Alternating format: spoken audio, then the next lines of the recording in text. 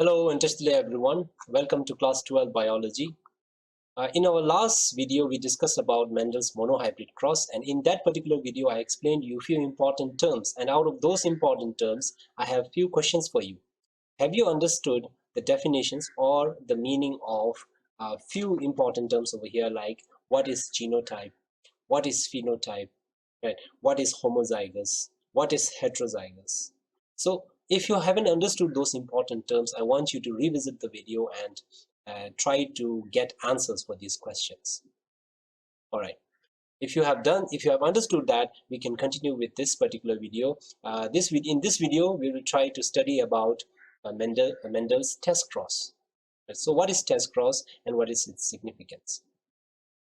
So let's say we have a tall pea plant and a dwarf pea plant.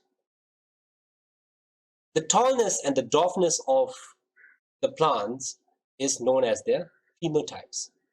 Right. As we have explained in our previous video, phenotypes are the observable characteristics of an organism which is influenced by their genotypes. So the tall pea plant, the tall is the phenotype of this particular plant. Dwarfness is the phenotype of this particular plant. However, the question is, can we determine the genotypes of these two individuals just by looking at their phenotypes?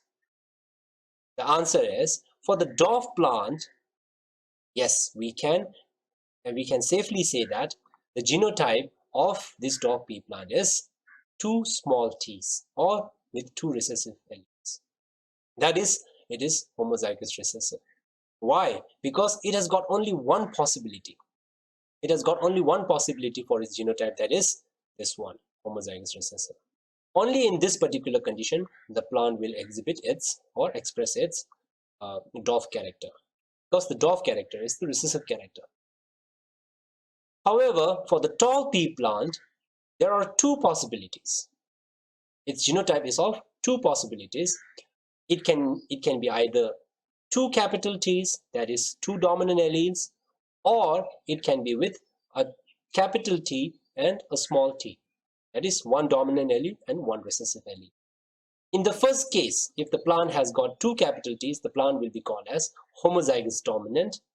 If the plant has got a capital T and a small t, then the plant will be called heterozygous dominant. So for the tall pea plant, it is of a little bit tricky to tell whether it is homozygous or heterozygous. Now the confusion regarding whether a tall pea plant is homozygous or heterozygous, how can we solve that? We can solve that with the help of a special cross known as a test cross. Right. So the test cross, what is test cross? In the test cross, what we do is we take the unknown tall pea plant and then we cross it with the dwarf plant. Why? Because we know the genotype of the dwarf pea plant, that is 2 small t's or with 2 recessive alleles. It is homozygous recessive. Right. So the test cross, you can figure out the definition from this particular step itself, from this particular instance itself, that a test cross is a cross between an organism with unknown genotype with an organism which is with known genotype. Now this test cross will help us in determination of the genotype of this unknown plant. So how does that happen? After crossing, we have to observe their offsprings. The ratio of their offsprings will tell us whether this unknown plant is homozygous or heterozygous. So let's go one by one. Right. So like I said, this unknown tall pea plant can be either homozygous or it can be heterozygous. So in the first case, let's say if this particular tall pea plant was homozygous dominant, then what will happen? It will produce gametes. Since it is homozygous dominant, this particular tall pea plant will produce only one type of gamete, that is with the dominant allele. And this dwarf pea plant will also produce only one type of gamete, that is with recessive allele. And when fertilization happens, the resulting combination in their offspring will be dominant allele and a recessive allele, that is heterozygous condition. And we know that in case of heterozygous condition, the phenotype of the individuals will be all tall. So over here, if all the offsprings were tall, then we can say that this unknown tall pea plant is homozygous recessive, homozygous dominant. Now in the second case, if this particular tall pea plant, if its genotype was heterozygous, right? Now what will happen?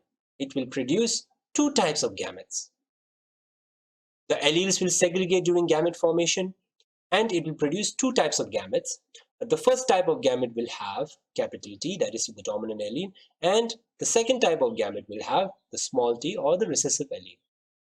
The dwarf plant will continue to produce only one type of gamete. Right? So the resulting fertilization, this gamete, there are two probabilities. This gamete can fertilize with this gamete, there is chance, and the resulting plant will be tall. Again, this gamete can fertilize with this particular gamete. The resulting offsprings will be dwarf. So over here there are two possibilities, right? So there's a 50% chance that this particular gamete will fertilize with this gamete. This particular gamete will fertilize with this particular gamete. So that is the second 50% chance.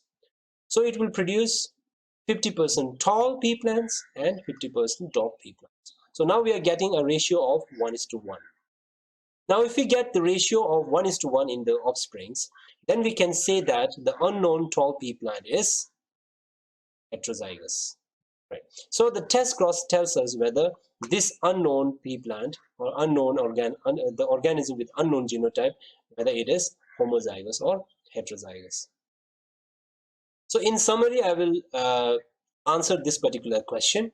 What is a test cross and what is its significance? So the test cross is the cross in which an individual of unknown genotype is crossed with a homozygous recessive individual. And what is the significance of this particular cross? The answer should be, the cross is used to determine the genotype of the unknown individual by observing the ratio of the offsprings. In the first instance, if all the offsprings are of same phenotype, then the unknown parent individual is homozygous dominant. And if there is a 1:1 ratio in the phenotype of the offsprings, then the unknown parent is heterozygous dominant. You can give an example, like I gave the tall and the dwarf pea plant. You can make a cross and then you can figure out the zygosity or the genotype of the tall pea plant. So I hope it is clear up till here what is test cross and what is it used for. So in the next video we will talk about Mendel's laws, which he brought forward or proposed by observing the results of his monohybrid cross. And these two laws are laws of dominance and law of segregation. So I hope you will do some reading regarding these two topics before you watch the next video as well. Thank you.